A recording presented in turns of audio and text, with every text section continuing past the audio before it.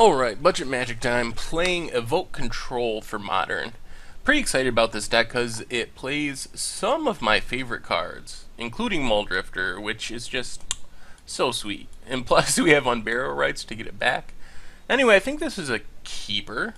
Some decks can just not beat Double Lingering Souls, and Temple of Deceit will hopefully get us the mana we need to cast it.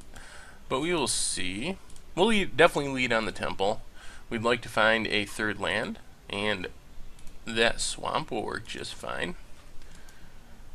So the basic idea is we kind of play the regular control game, and then eventually we win with a combination of Muldrifter and Shriekmaw and Unburial Rightsing those back from the graveyard. And and Lingering Souls, like I said. Sometimes we will just win by casting Lingering Souls. And this might be one of those matchups. If we're up against Jund, just double Lingering Souls backed up by Path might be enough. Black, red, black, red. Well, we'll play the Swamp since our opponent already knows about it and run our first Lingering Souls out there. So we're just going to make a bunch of 1/1s. Oh, wow. Wow, they're really bolting our spirit tokens. We also have one Undying Evil, which is pretty sweet. Oh, our opponent's mana screwed. Dimir Charm. Dimir Charm is kind of an interesting addition to the deck. And I should have tapped in a way that left open a Plains. Yeah, I should have left open a Plains for Path, but seems unlikely that we get punished by that misplay. When your opponent is casting Terminates and Bolts on 1/4 of Lingering Souls, feel pretty far ahead. Alright, there is kind of a question about how many we want to flash back. At the same time, if they had an Anger or something, would they really be spending all this effort to 4 for 1 themselves on Lingering Souls tokens with Terminates? Probably not. So I think we're just going to flashback both of them. Actually, maybe we flashback one and leave up Dimir Charm. The ability to counter an Anger is actually pretty sweet. As you can see, one of the modes on Dimir Charm, counter target sorcery spell. So that could come in handy. Liliana is not good in this situation, so not too concerned about that. Well, I think we might be in good shape, at least for game 1. Wow, take it down. They are really putting a lot of effort into killing these tokens. Well, we're going to send one at Liliana and just get it off the table. Send the other right at our opponent's face. Flashback Lingering Souls. I don't think there's any real reason to Shriekmaw yet. If our opponent plays a Tarmogoyf or something, that'll come in handy. Leave up Dimir Charm. 4 mana, so this could be like a Huntmaster potentially. That would be another solid Shriekmaw target. If it's Olivia, that would be a little worse. But we still have Path for that. And a Goyf. Alright, so I think we just Path the Bob right now. And then we'll plan on Shriekmawing the Goyf. Do we want a Dimir Charm? Yeah, I don't think we need to, just because we already have our turn pretty well set. We're going to attack with all our tokens. Knock our opponent down to 11. Should we have... If our opponent had Anger, they would have played this differently. So I think we're just gonna... I was thinking of evoking the Shriekmaw, so we could leave up Dimir Charm to counter an Anger. But I don't think that's necessary. I don't think they would have wasted so many resources on Spirit tokens if they had a sweeper. And sweet, we got there. Well, that was surprisingly easy for being against Jund. So against Jund, what do we want? The one negate could be fine. Dresses might also be good. I think we can cut a sweeper probably. So we got Dismembers and Pass. Shriekmaw. Shriekmaw's not bad. It really depends on their creatures, though. Demure Charm actually kills a Bob, potentially a Goyf, and counters Anger out of the sideboard. Let's just try it like this, not sideboard too heavily. Alright, game 2. See if we can do exactly what we did the first time. Well, we have a million tap lands, which is a little bad. Having like a single swamp would unlock a lot of our mana. Thoughtseize, what do they take? Path, I would assume, so they can play a Bob or something. They could take Lingering Souls, but yeah, I don't know how great that really is, just because it can be flashback. And there's a swamp. Alright, now we just don't want to draw mana for the rest of forever, basically. We have all the lands we will ever need. So let's see what our opponent has here. Bob or Goyf is most likely. Goyf? Alright. I would rather see Goyf than Bob. Goyf can be chumped, dies to Shriekmaw. Well, I guess since we just drew that Shriekmaw, we'll just evoke it and get rid of the Goyf right away. So basically, Shriekmaw, it is a terror, I guess. I almost said Doomblade. It's like a Doomblade, but Doomblade can hit Doomblade can hit artifact creatures, while Shriekmaw cannot. So it's a terror on a body that has fear. So it's pretty sweet. Ooh, manlands might end up being problematic. But I think we just flashback this Lingering Souls, played around Catacombs, pass. At least Raging Ravine costs a lot to activate, so it's why it's very good in the long term. It's not as scary as Treetop Village, just because you got to invest a lot of mana to get it going. Abrupt Decay a token, okay. So is our opponent pinched on mana again? Bob would be bad. Hopefully this isn't a Bob. If they're going to spend another 1-for-1 removal spell on a Spirit token, that would be fine. Oh, they just get a search for a tap land right away. Okay, well, we can attack for now. Eventually we're going to want to find another path or dismember to deal with that Raging Ravine. Because it will win the race over a single Spirit token. And it also discourages our opponent from casting anything, which is kind of what we want since we have so many counter spells. So let's see if we can find a way of beating this Raging Ravine. Wouldn't mind a Muldrifter. Well, I think we keep attacking for now. I don't think it's worth just sitting back and doing nothing. So let's see. Our opponent is pretty low on life. I'm not sure why they are sacking that Bloodstained Mire, unless they have 1 mana play into activate Raging Ravine. Alright, we're going to need this removal soon. Or actually, another Lingering Souls wouldn't be bad, because that gives us a stream of chump blockers. But we're getting close to the point where we're going to have to sit back with this first Raging Ravine and chump block, which isn't exciting. Well, Lavamancer, we will Mana Leak. That is bad for us. So Shriekmaw doesn't get Raging Ravine, unfortunately. Esper Charm.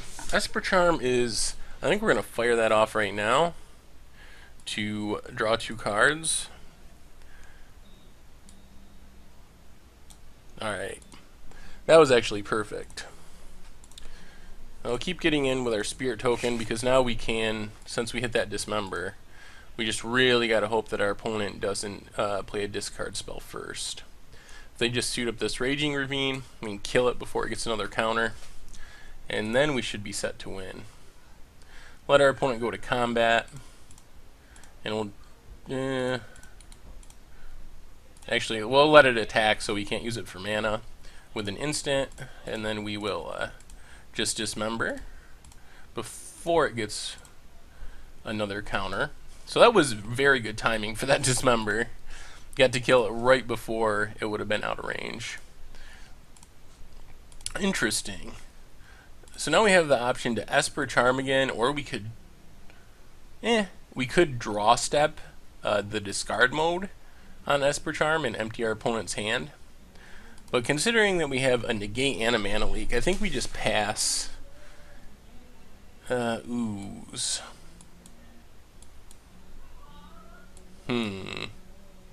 Well, now maybe we should have went the other direction and draw stepped it. But we will Esper Charm here. Hopefully find some more answers. My love of drawing cards getting in the way once again. Oh, that's not bad. So now I think we just play a tap land and pass. See if we can get if our opponent draws and plays another creature. The only risk with this is if they kill our spirit and attack, we'll be taking 3, 4, 5 damage potentially. I think that's fine. If they want to use a removal spell on our spirit token, I think that's still a win for us, even if we have to take the damage. So basically the plan is to pass, chump block with our spirit token, see if we can get our opponent to play another creature. Maybe they draw a Bob or a Tarmogoyf, and then Supreme Verdict next turn. If they don't play another creature, and we don't draw a targeted removal spell, then we will probably play the Verdict anyways. See, that worked out perfectly. That's the advantage of waiting as long as possible with your sweepers. So now we get to play an island and sweep away Goyf and Scavenging Ooze. It's unfortunate they got to exile our Shriekmaw. That would have been nice insurance in the graveyard for our Unburial Rights. But we're to the point where we can, if we draw a Muldrifter, we can evoke Muldrifter to draw 2, and then immediately cast Unburial Rights to get it back, so we can draw 4. So that's pretty sweet. And we have a pretty good handful of counter spells and defense. Mana Leak's not great at the moment. Condescend will be good once we can just leave up all of our lands, which we can do now. So yeah, now I think we're in pretty good shape to finish out controlling Jund. What does our opponent have now? Kolaghan's Command.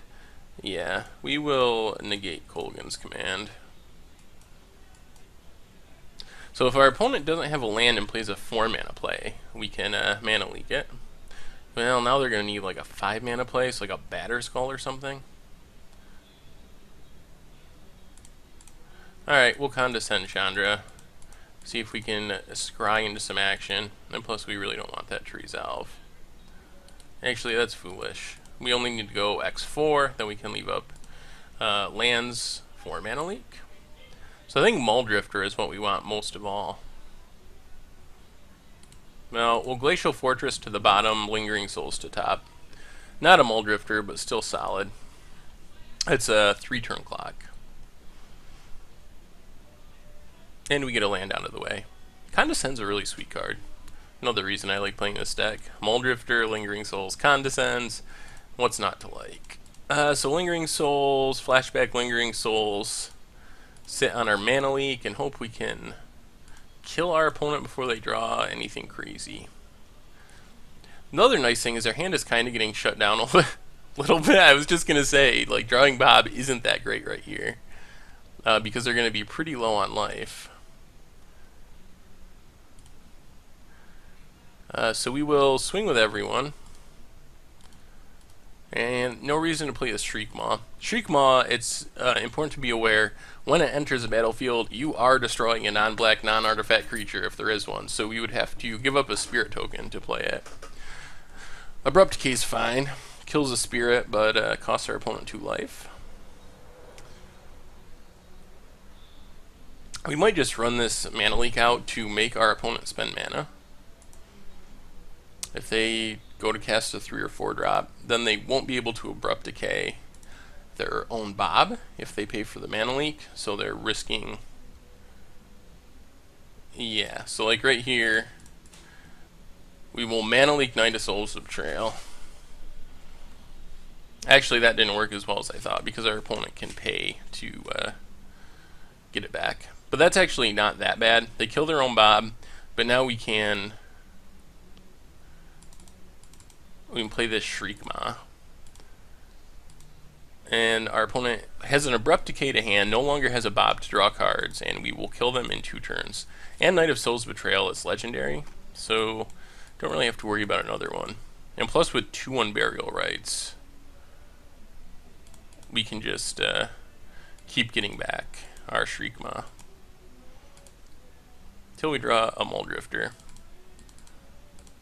But yep, so we'll just Unburial Rights the Shriekmaw, keep the pressure on. What would be bad? I guess another Scavenging Ooze would be annoying. Oh god. Do I know how to call them or what? So there's a 1/1 Ooze. How many creatures are in the graveyard? Plenty.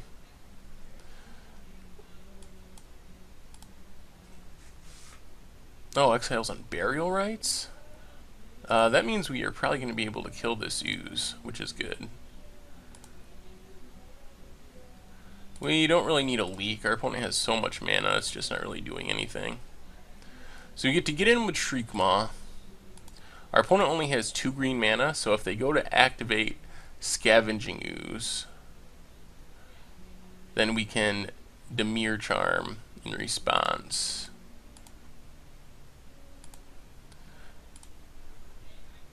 So even if they exile something else, the power will still be 2 or less and it'll die. So we made it through the Ooze. Yep, our opponent is going to gain a little bit of life, but still loses a Scavenging Ooze. And we get in with Shriekmaw, put our opponent to 3. We're so close. So close. Alright. Our opponent draws something. Another Shriekmaw. Well, we'll attack with the first Shriekmaw. And then we're going to cast the second one too, because that will, assuming this one hits, that'll give us 2 lethal threats.